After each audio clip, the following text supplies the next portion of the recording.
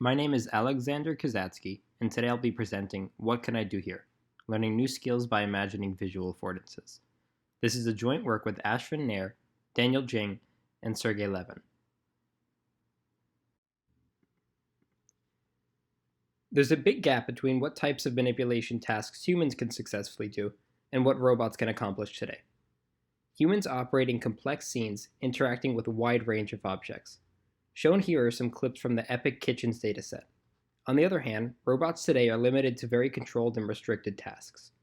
For robots to operate in these kinds of unstructured environments, we will need systems capable of generalizing to unfamiliar scenarios and continuously learning in these new environments. Humans begin this process almost immediately in their lifetime. Infants learn about affordances such as movability, suckability, graspability, and digestibility through interaction and sensory feedback. This baby is rolling around, grasping anything he can get his hands on, thus learning about both what can be grasped and how to grasp.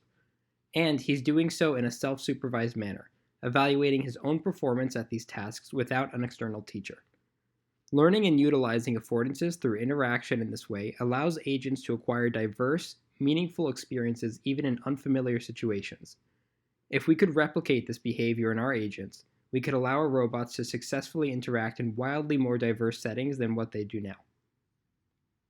In this paper, we study how robots can learn about affordances from prior datasets, and, when faced with new and unfamiliar environments, utilize this knowledge to practice relevant skills and update their policies efficiently.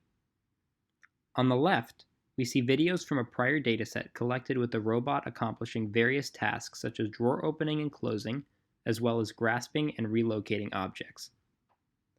On the right, we have a shoe that the robot has never seen before. We consider tasking the robot with a goal image.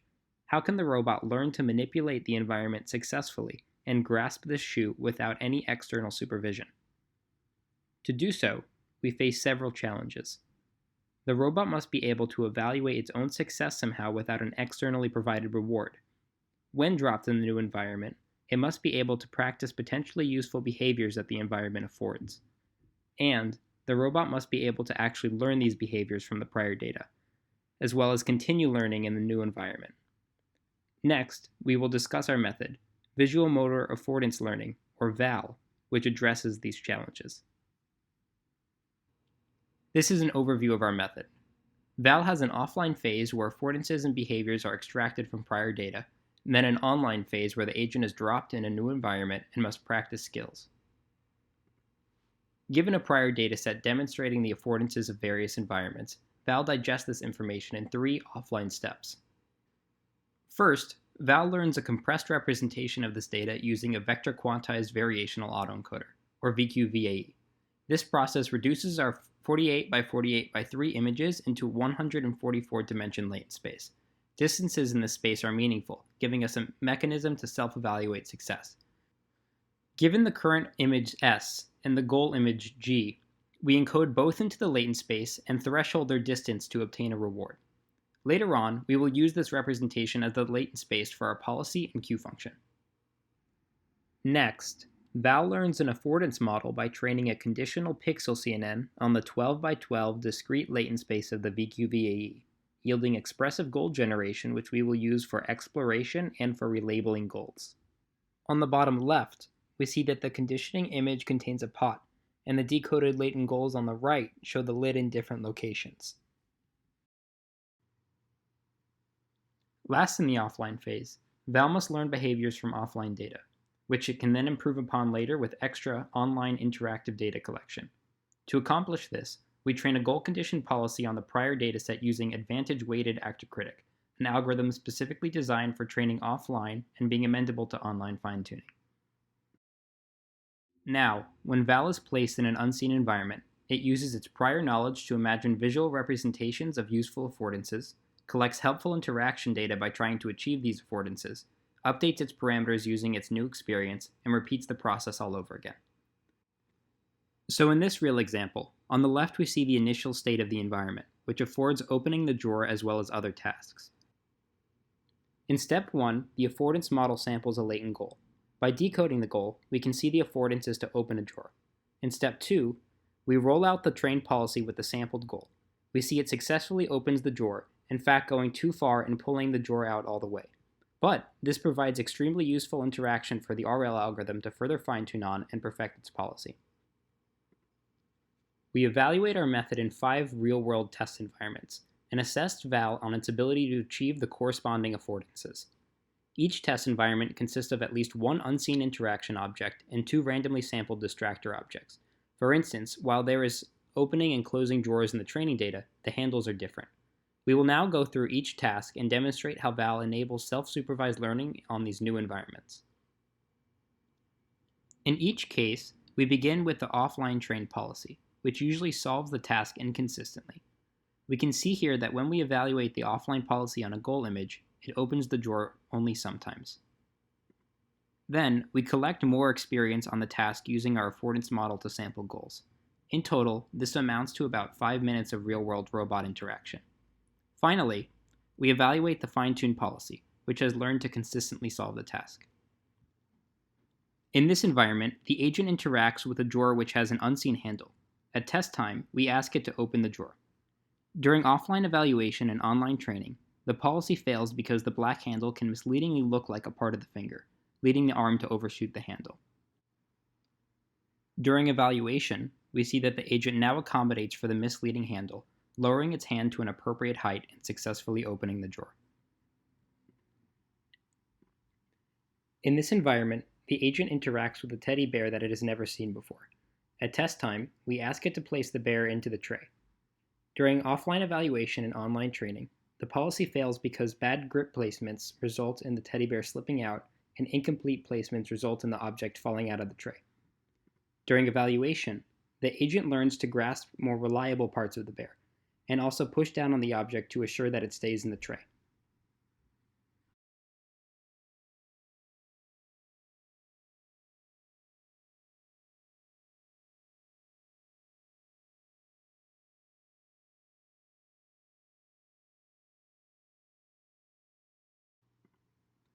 In this environment, the agent interacts with a running shoe that it has never seen before.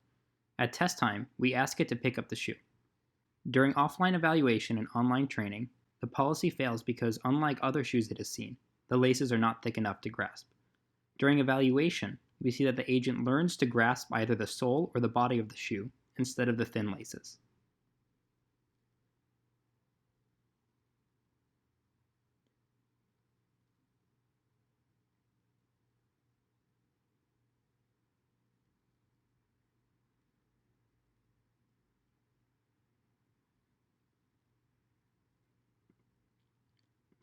In this environment, the agent interacts with a pot which has an unseen lid. At test time, we ask it to place the lid onto the pot. During offline evaluation and online training, the agent fails because the sides of the handle are very slippery, while the top is worn down and rough. Furthermore, reckless placement of the lid results in the object tipping over. During evaluation, we see that the agent now tries to grasp the tougher top of the handle, rather than pinch the slippery sides. It also places the lid on the pot much more gently.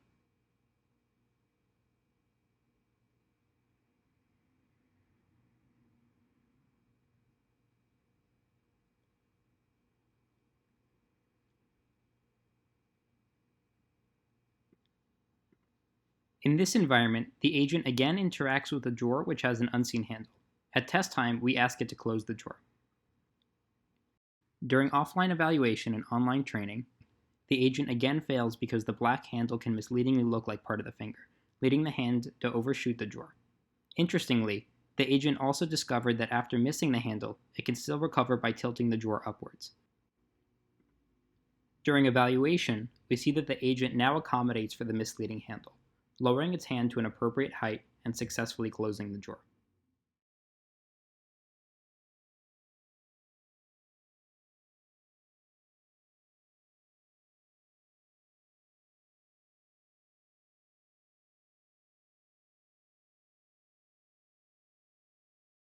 We find that on each of these environments, Val consistently demonstrates effective zero-shot generalization after offline training, followed by rapid improvement with its affordance-directed fine-tuning scheme.